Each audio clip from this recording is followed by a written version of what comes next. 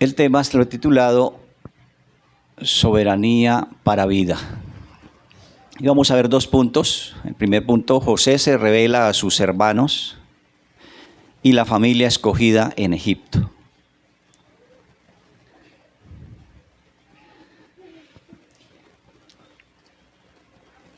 Estando entonces ubicados en el capítulo 45, vamos a empezar a ver algo bien especial. Y es que al completarse los planes de Dios a través de la vida de José, llegaría la bendición a la familia que Dios había elegido. Han transcurrido aproximadamente 22 años de separación de José y de sus padres, de su familia. Y ahora, en este momento que vamos a ver, Dios ha dispuesto que se reconcilie esa familia. Dios ha dispuesto este tiempo para la reconciliación familiar. Entonces vamos a iniciar en el capítulo 45 y vamos a leer versículo 1 y vamos a leer hasta el 8. Dice la palabra de nuestro Dios: Entonces José no pudo contenerse delante de todos los que estaban junto a él y clamó: Haced salir a todos de mi presencia. Y no quedó nadie con él cuando José se dio a conocer a sus hermanos. Entonces se puso a llorar a voces, y lo oyeron los egipcios, y lo oyó también la casa de Faraón. Y dijo José a sus hermanos: Yo soy José, ¿vive aún mi padre? Y sus hermanos no pudieron responderle, porque estaban turbados delante de él. Entonces dijo José a sus hermanos: Acercaos ahora a mí. Y ellos se acercaron, y él les dijo: Yo soy José, vuestro hermano, el que vendisteis para Egipto. Ahora pues no os entristezcáis, ni os pese de haberme vendido acá, pues para preservar la vida me envió Dios delante de vosotros. Porque ya había habido 2 años de hambre en medio de la tierra, y aún quedan 5 años en que no habrá arada ni siega. Y Dios me envió delante de vosotros para dejaros por remanente en la tierra y para daros vida por medio de una gran liberación. Así pues, no me enviasteis vosotros acá, sino que Dios, que me ha puesto por padre de Faraón y por señor de toda la casa, por gobernador en toda la tierra de Egipto. Como vemos en estos versículos, después, esto es la continuación o sea, los acontecimientos después del momento en que Judá habla con José y pide clemencia y se ofrece como responsable de la situación que estaba viviendo y de la cual estaban siendo acusados. Después de que Judá toca, por sus palabras, toca el corazón de José y muestra su arrepentimiento y el arrepentimiento de sus hermanos por haber hecho cosas inapropiadas, y aún asumiendo esa situación que no era responsabilidad de ellos, porque todo había sido, José había hecho toda esa trama para enredarlos y con un propósito. Por eso, después de ese sincero discurso de Judá, José está al tope de las emociones, como leímos ahí, y no soporta más esa situación ya, porque es tan fuerte esa situación que está viviendo que solamente estalla en llanto. Esas emociones las manifiesta llorando y llorando a gritos. Y esto se da a conocer, y así se da a conocer a sus hermanos, a través de ese momento tan emocional. Pero esa situación que está viviendo de llanto y de mostrarse a sus hermanos, pues trae confusión a esos hermanos. Y están ellos tremendamente asustados porque es un momento que no esperaban. El gobernador de Egipto en ese momento, el segundo de la mano derecha del faraón, está manifestando una cosa toda extraña. Está llorando a gritos y gritando. Y ellos asustados, están aterrados. Pero José, para darles tranquilidad a ellos, entonces les dice, se manifiesta y le pide que se acerquen. Y acercándose a ellos le confirma su identidad. Yo soy José, su hermano, el que vendieron como esclavo a Egipto. Entonces, en estos versículos que estamos viendo, lo más importante que vemos es el énfasis que hace José, pues lo repite 2 veces, que Dios es el autor de todas las situaciones que están viviendo. Las providencias acontecidas alrededor de Jacob no han sido determinación de los hermanos de ellos como hermanos de José. Ellos no han determinado nada para que llegue esta historia a este punto, sino que Dios lo ha planeado y le ha dado autoridad a José para tomar decisiones respecto a la preservación de toda la familia, ofreciéndoles vida abundante, vida en abundancia como manifiesta él después. Entonces démonos cuenta que estas providencias, todas dispuestas por la soberanía de Dios, tenían un propósito maravilloso. Primero era el de sanar el corazón de estos hombres. Segundo, traerles a ellos un camino especial para que crecieran como una nación y para que recibieran también bendición en abundancia. Continuamos el versículo 9 al 15.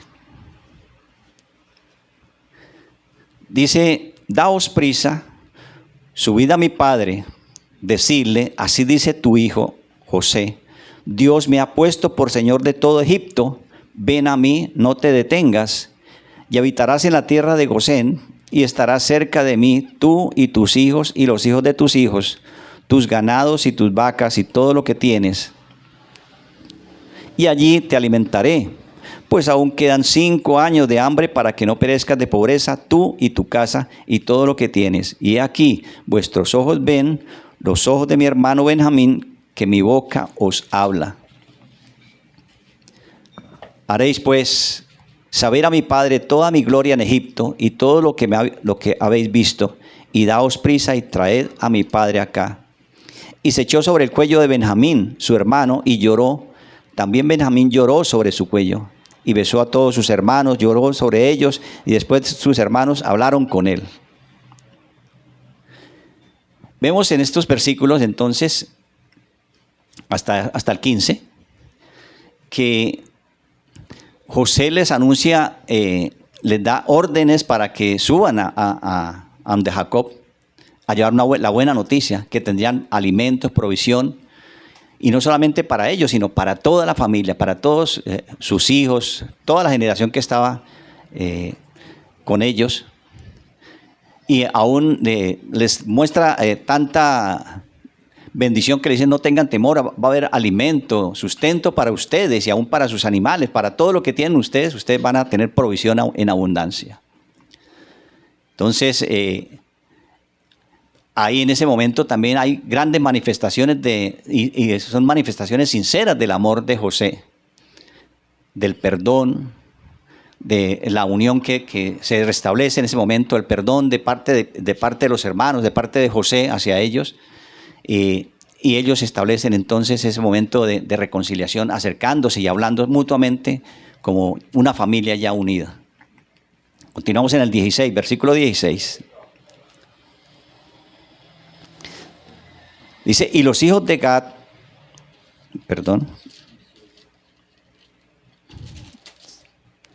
dice, y se...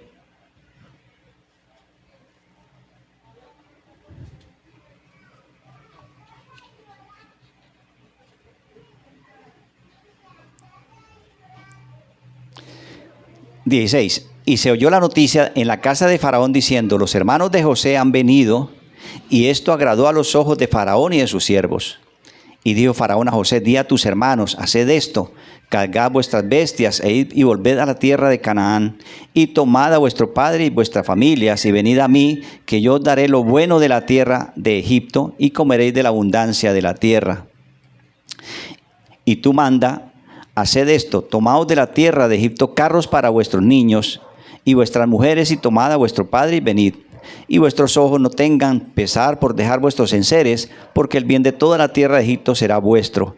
Y lo hicieron así los hijos de Israel, y José dio carros conforme a la orden de Faraón, y le suministró víveres para el camino.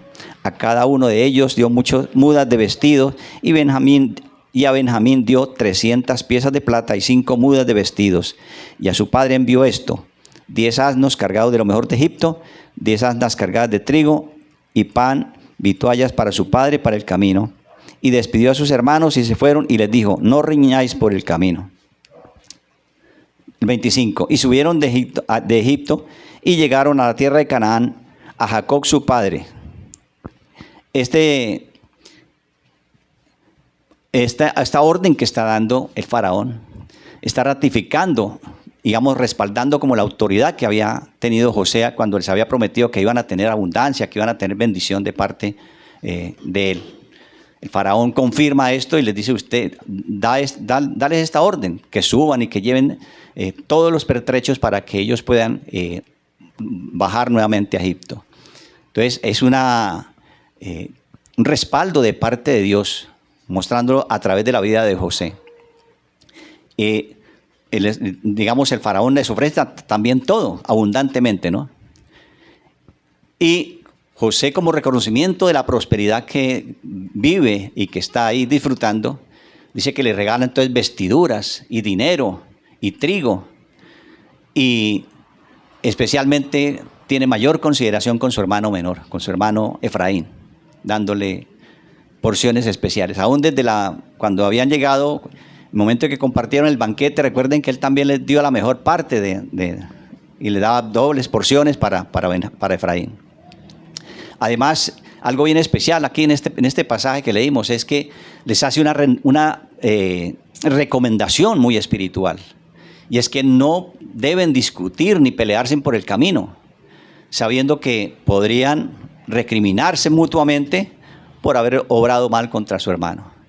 Él conocía el corazón de sus hermanos, le dicen, regresen, pero no vayan a reñir ni a ponerse a discutir entre ustedes, ni a echarse en culpa ni nada, porque este es un plan de Dios y se cumplió así. Por lo tanto, vayan en paz, regresen hasta la casa y cumplan con lo que les he mandado para que hagan, ¿cierto? Entonces vemos cómo las actitudes de José son bien especiales, de cuidado para su familia, de recomendaciones espirituales, porque José, pues sabemos todos, era temeroso de Dios y por eso lo hacía. Versículo 26 al 28. Dice la palabra, y le dieron las nuevas diciendo a Jacob, José vive aún y es Señor en toda la tierra de Egipto. Y su corazón desfalleció, pues no les creía. Y ellos le contaron todas las palabras de José que les había hablado. Y viendo en los carros que José enviaba para llevarlo, el espíritu de su padre Jacob revivió. Entonces dijo Israel, basta, mi hijo José vive todavía, iré y lo veré antes de que yo muera. Entonces vemos en este pasaje que los hijos de Jacob suben nuevamente retornan a Canaán y le informan a su padre todos los acontecimientos que vivieron. Y especialmente les dicen, regresamos con una buena noticia, es que José está vivo. Que había sido en la vida de Jacob una pena tremenda el hecho de haber perdido a ese hijo tan querido y tan especial para él. Siempre había llevado en su corazón esa situación dolorosa, pero le dicen, Jacob está vivo, no ha muerto, ¿cierto? Y Jacob, en lo profundo de su corazón, digamos, no sabe qué hacer, no sabe cómo reaccionar ante esa noticia que él no se esperaba. Él no sabía ni qué hacer ni qué decir. Pues no podía creer la noticia que le estaban dando de que José estaba vivo, que ese hijo estaba vivo. Por eso, solamente cuando ya vio todo, las carrozas y todas las riquezas y todas las cosas que Faraón había ordenado que le llevara, se da cuenta de que hay algo de cierto en eso, y es una verdad, porque viendo todas esas pertrechos, digamos, y todos esos regalos, pues dice, sí, es cierto. Cambia entonces la actitud y lo que reflexiona es, ya me basta saber que mi hijo vive, es suficiente ya saber que mi hijo está vivo, por eso iré a verlo, iré con ustedes, descenderé hasta Egipto para ver a mi hijo antes de que muera. Ese era un gran anhelo y un gran deseo que le surgió en el corazón a Jacob. Vamos al segundo punto en Génesis 46, la familia escogida en Egipto. Y vamos a leer versículo 1. Dice, y partió Israel con todo lo que tenía y llegó a Beerseba y ofreció sacrificios al Dios de sus padres Isaac. Y habló Dios a Israel en visiones de noche y dijo, Jacob, Jacob. Y él respondió, heme aquí. Y dijo, yo soy Dios, el Dios de tu padre. No temas descender a Egipto, porque yo haré de ti una gran nación. Yo descenderé contigo a Egipto, y ciertamente yo también te haré subir, y José pondrá su mano sobre tus ojos. Y se levantó Jacob de Beerseba, y llevaron los hijos de Israel a su padre Jacob, y a sus niños y a sus mujeres en los carros que Faraón había enviado para llevarlo. Tomaron pues sus ganados, sus haciendas que habían adquirido en la tierra de Canaán, y fueron a Egipto, Jacob y toda su descendencia consigo, sus hijos y los hijos de sus hijos consigo, sus hijas, las hijas de sus hijos, y toda la descendencia llevó consigo a Egipto. Entonces vemos algo bien especial en este capítulo ya, y es la actitud correcta que tiene Jacob al reconocer que Dios estaba actuando en esta situación.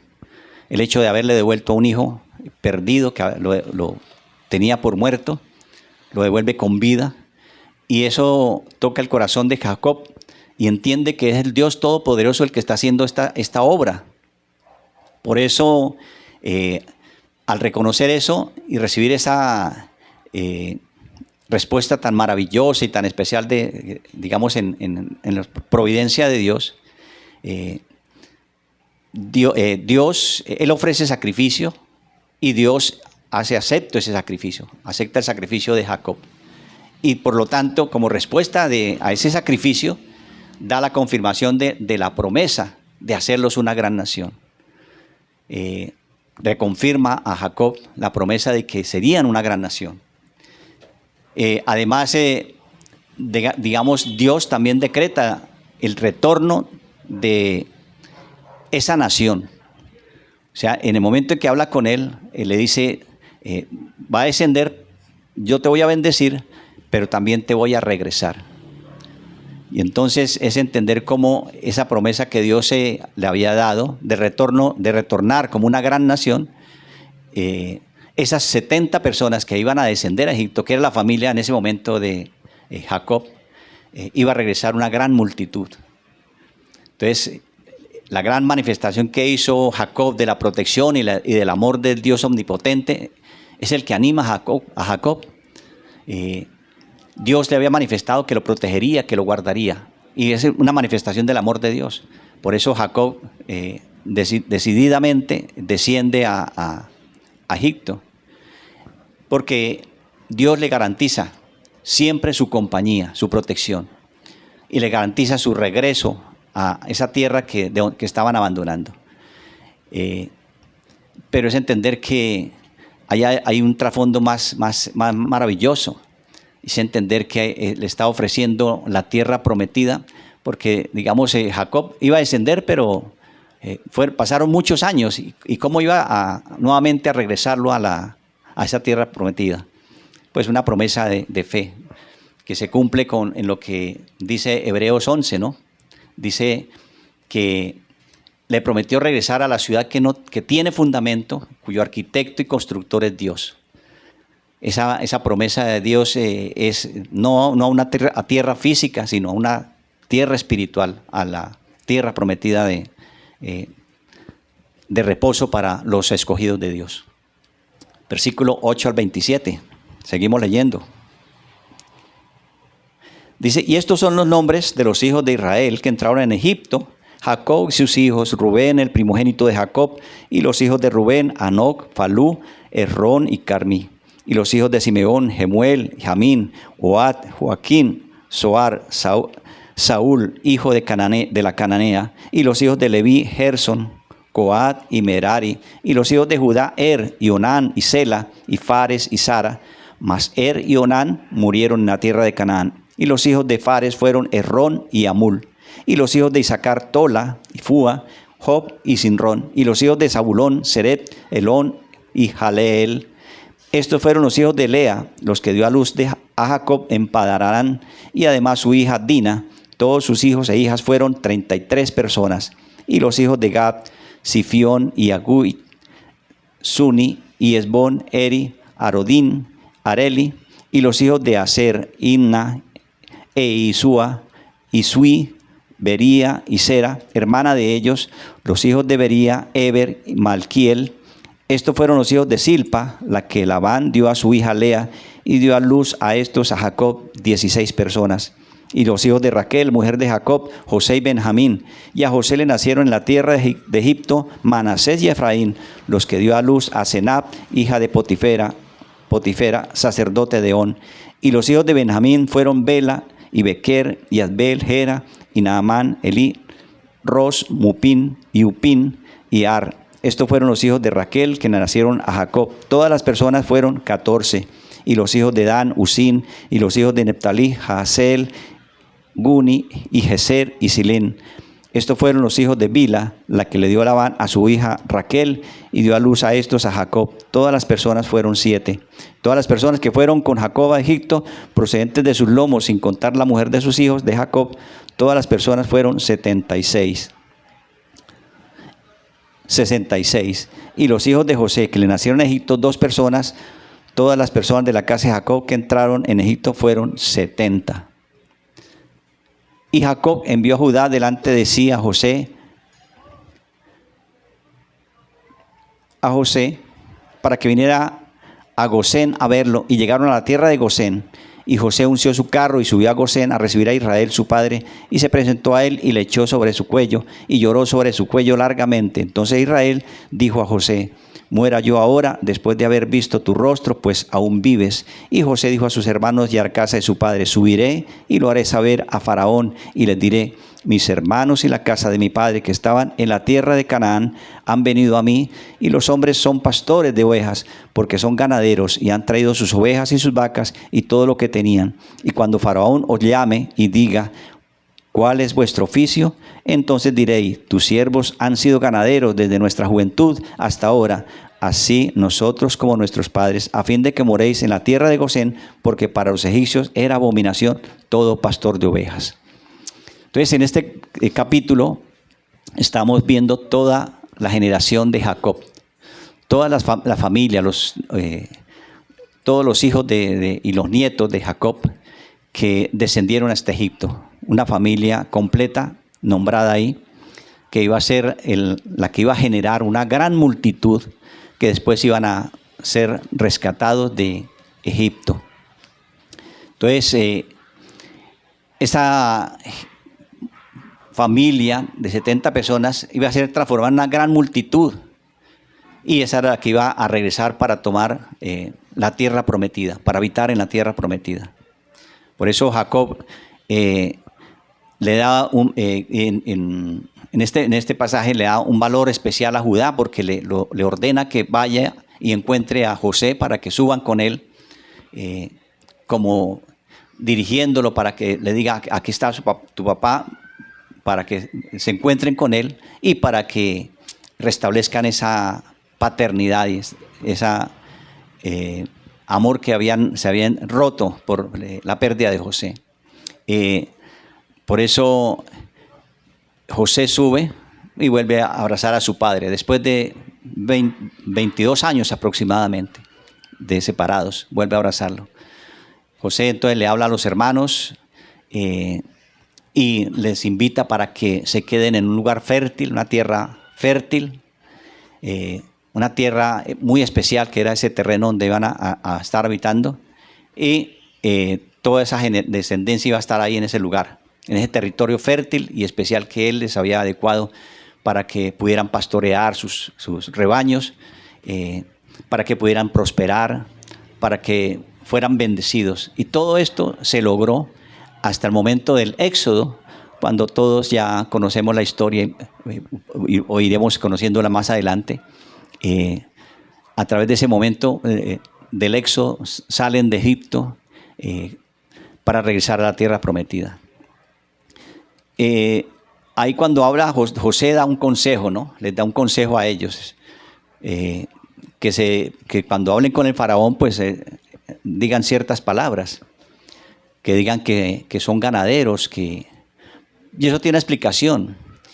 Ese consejo de José lo hacía con el propósito de colocarlos a ellos en un lugar seguro, en un lugar que estaba apartado, digamos, de la cultura de Egipto. Al expresarles que eran ganaderos y pastores, José estaba manifestando que los egipcios detestaban esa ocupación de pastores. Por lo tanto, eso explicaría, digamos, como la idea que le estaba dando, que al hablar con el faraón, de que ellos serían detestados por la mayoría de los egipcios, entonces que querían estar en ese lugar apartado, que ellos habían escogido ese sitio para vivir ahí. Y por lo tanto, así aconteció. Faraón les da ese terreno, ese territorio, para que ellos vivan ahí, para que prosperen en ese lugar. Y lo que hace José es bien inteligente, porque es darle una razón al faraón de decir, no podemos ubicarnos donde usted nos diga o aquí entre todos los egipcios, sino es ese lugar, porque le da a entender que pues iban a ser de pronto estigmatizados por ser pastores o porque eran aborrecibles por ser pastores. Eran todos los planes perfectos de Dios para que estuvieran en ese lugar, en el lugar donde pasaron después tanto tiempo y donde prosperaron tanto y donde acabarían de recibir esa bendición espiritual maravillosa de parte de Dios. Vamos a hacer unas aplicaciones respecto a estos pasajes que acabamos de leer. Por ejemplo, en el capítulo 45, vemos entonces en este capítulo una sombra del Evangelio. José, como Salvador, atrae a los hermanos para perdonarlos y para restituir la comunión con Él. No solo, digamos, restituye la comunión y su relación con ellos, sino que les da vestiduras nuevas, dones materiales, para que compartan con todos los hermanos. Entonces, todo Israel es favorecido por la gracia de Dios a través de un Salvador, que fue José. José es considerado como el Salvador de su familia. Por lo tanto, vemos una sombra del Evangelio en José y en la vida de José y en estas situaciones. Porque podríamos entonces preguntarnos también, ¿no hemos recibido nosotros bendiciones de un mejor y perfecto Señor y Salvador? Así como la familia de Jacob recibió bendiciones, recibió dones, asimismo también nuestro Señor Jesús, como nuestro Señor y Salvador, nuestro Señor Jesucristo, también nos ha dado bendiciones, nos ha dado grandes bendiciones. Por ejemplo, consideremos parte de lo que nos ha dado el Señor en esa bendición como Salvador. Nos ha dado perdón, nos ha dado salvación, básicamente, perdón de pecados, gracia y paz a nuestras almas, vida y vida eterna nos ha dado nuestro Dios. Entonces mire cómo José, como una sombra de lo que Jesús hace también con su pueblo escogido, con sus hermanos, nos da también eso, bendiciones, dones, nos reviste, nos da vestiduras nuevas, nos hace hombres nuevos, nos da libertad, nos lleva a disfrutar de lugares de pastos delicados, de una vida abundante. Eso nos la da nuestro Señor Jesucristo. Entonces es como un reflejo de lo que es la vida de los patriarcas en este momento. Para que tomen de pronto nota y lo leamos en la casa, pues para que no nos alarguemos, Efesios 2, 1 al 10 habla respecto a eso. Efesios 2, del 1 al 10, ese pasaje habla de lo que el Señor Jesucristo ha hecho por nuestras vidas. Ahora bien, José también da un comportamiento, da un mandato, digamos, cuando se despide de los hermanos, ya en paz y con el propósito de reconciliarse con su padre, da un mandato, ¿no? De un comportamiento que deben tener, de no pelearse, de vivir en paz, de dejar el egoísmo, el resentimiento. Ese mismo consejo que da José, Cristo también nos lo da. En Efesios 4, del 22 al 31, nos habla de eso, precisamente ese consejo que nos da el Señor Jesús.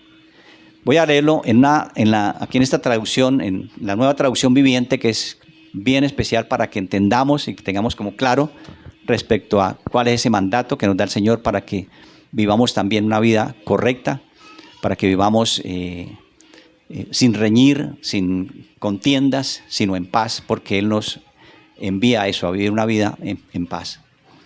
Dice esa nueva traducción, en el versículo, en Efesios 4, 22 en adelante. Dice, desháganse de su vieja naturaleza pecaminosa y de su antigua manera de vivir que está corrompida por la sensualidad y el engaño. En cambio, dejen que el Espíritu les renueve los pensamientos y las actitudes. Póngase la nueva naturaleza, creada para ser semejanza de Dios, quien es verdaderamente justo y santo. Así que dejen de decir mentiras. Digamos siempre la verdad a todos, porque nosotros somos miembros de un mismo cuerpo. Además, no pequen al dejar que el enojo los controle. No permitan que el sol se ponga mientras siguen enojados, porque el enojo da lugar al diablo. Si eres ladrón, deja de robar. En cambio, usa tus manos en un buen trabajo digno y luego comparte generosamente a los que tienen necesidad. No me empleen un lenguaje grosero ni ofensivo. Que todo lo que digan sea bueno y útil, a fin de que sus palabras resulten de estímulo para quienes las oigan. No entristezcan al Espíritu Santo de Dios con la forma en que viven. Recuerde que Él los identificó como suyos y así les ha garantizado que serán salvos el día de la redención. Líbrense de toda amargura, furia, enojo, palabras ásperas, calumnias y toda clase de mala conducta. Esta es la recomendación que nos hace nuestro Señor Jesús para nuestro vivir. Así como José, el salvador de esa familia, dio esa recomendación para el comportamiento adecuado de sus hermanos y que se restableciera la unión, la comunión y que la unidad en esa familia. Asimismo Dios, nuestro Señor, estas palabras que he leído de su palabra, nos invita a eso. Entonces, que el Señor nos ayude, ya para terminar, a nuestra santificación y que todo sea para la gloria de nuestro Señor Jesucristo. Amén. Oremos.